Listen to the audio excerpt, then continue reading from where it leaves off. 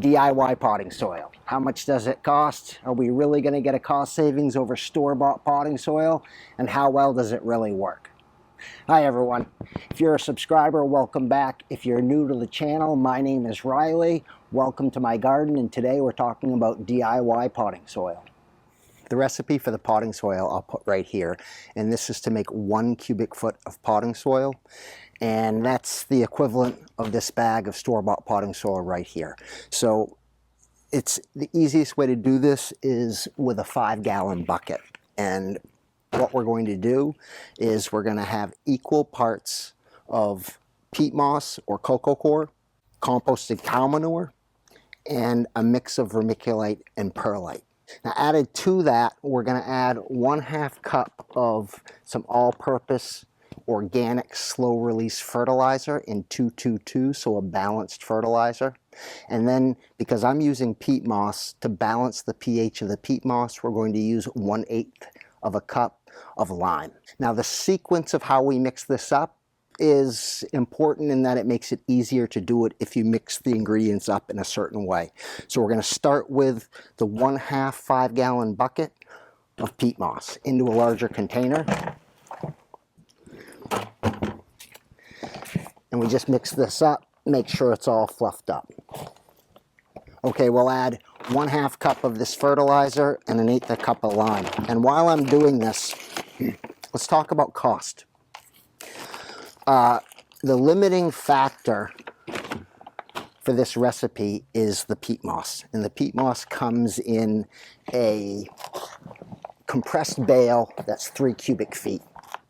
And that compressed bale, so the manufacturer or the harvester says, once fluffed up, will expand to 6 cubic feet of material. So that's $11 for 6 cubic feet of peat moss. Now, in order for this recipe to be cost effective, we need to use all our materials. Because we're using 1/3 of a cubic foot of peat moss for a full cubic foot of potting soil, that 6 cubic feet of peat moss will make 18 cubic feet of potting soil. So upfront investment to make 18 cubic feet of potting soil and all the other ingredients is $120. But if you were to buy 18 bags of this at your local Home Depot or your local Lowe's, that's going to cost you double the price at $220. Now, you don't have to spend all this money up front. You could spend the $11 on the peat moss.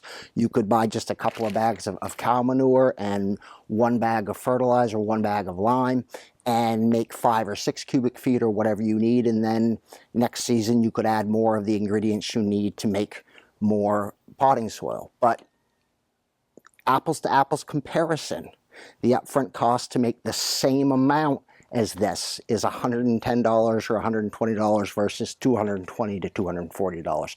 So there is a 50% discount. So let's mix this up. We'll finish mixing it up, and then we're going to test this out apple to apple, store-bought potting soil versus our DIY potting soil with eggplant, with peppers, with zucchini, and let's see which one performs best. We have the peat moss and the fertilizer and the lime all mixed together well, and the next ingredient we want to put in is our equal mix of perlite and vermiculite. And again, it's another 1/2 5-gallon bucket of this material. And the reason we're using a mix of perlite and vermiculite is perlite, they're both expanded rock, but perlite is a little bit larger. It's better for aeration, whereas vermiculite is better for water retention. And we're going to be using this material for container gardening, so water retention is going to be key. Container gardening, we need to make sure that we don't let these containers dry out, and that equal part of vermiculite is going to help us ensure that our containers don't dry out. Let's mix this in, and we give it a good mix. Last ingredient, 1/2 5-gallon bucket of composted cow manure. Now, again, I can speak for this brand, and I've said that in another video, Black Cow composted cow manure. If you don't have this material in your area, be very careful when you're buying composted cow manure. It should be very dark brown or black. There should be absolutely no smell of manure, none. And if you go to a big box store and you're going to buy composted cow manure, get the associate to open up one of those bags for you and smell it. And if you smell cow manure at all, do not buy it. It's not fully composted and it's going to burn the plants that you grow. All right, let's add this in. And it works best with the cow manure if you add a little bit in at a time, mix it up, and then add a little bit more and mix it up again.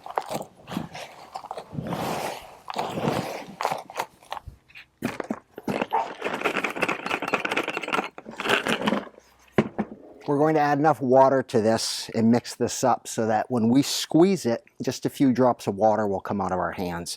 And again, it's easiest if we add a little bit of water at a time, mix that up, add a little more, mix it up, and so on and so forth. And while I'm adding some water to this, let's talk about containers. For container gardening, general rule, the bigger the container, the bigger the plant. The bigger the container, you're just going to have more space for the roots. And go with a minimum of a 7-gallon container for your container gardening. When you're growing peppers, eggplants, I go even bigger. I go to a 15-gallon container.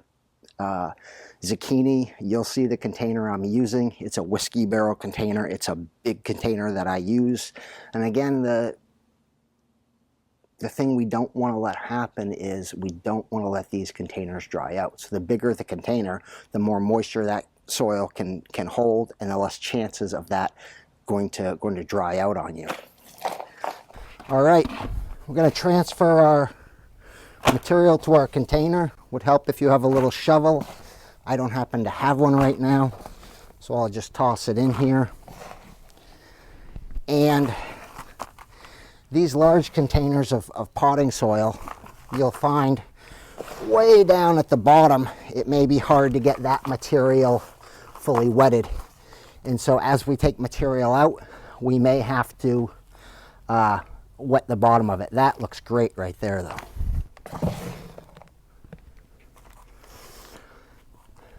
Now, when we fill these containers, we want to leave 2 inches at the top of the container so that we can put mulch on top of this container. And that's critical too for the water retention. So for water retention, the bigger container, the better.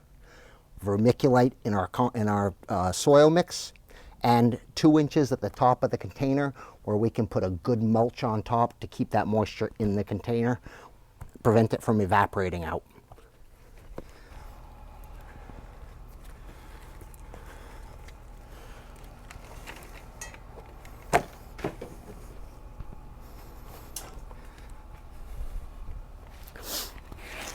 There we have it. We have one container with our pepper in it, homemade DIY potting mix. I'm going to do another container just with the store-bought potting mix for the pepper. I need to do 2 more peppers, I need to do 2 more eggplants, and I need to do 2 more zucchinis in the same side-by-side comparison, and I'll be right back. Store-bought potting soil on the right, DIY potting soil on the left. Whiskey barrel containers with zucchini, 15-gallon containers with eggplant, and 4 7-gallon containers with peppers. And we're going to see exactly how well the DIY recipe performs against the store-bought material, and we already know there's a 50% savings by doing DIY material versus buying it at the store. If you're not a subscriber, click that subscribe button and ring that bell so you'll be notified the next time we put out another video in this series. For my subscribers, thank you as always for tagging along, watching what's going on in Riley's garden. See you next week.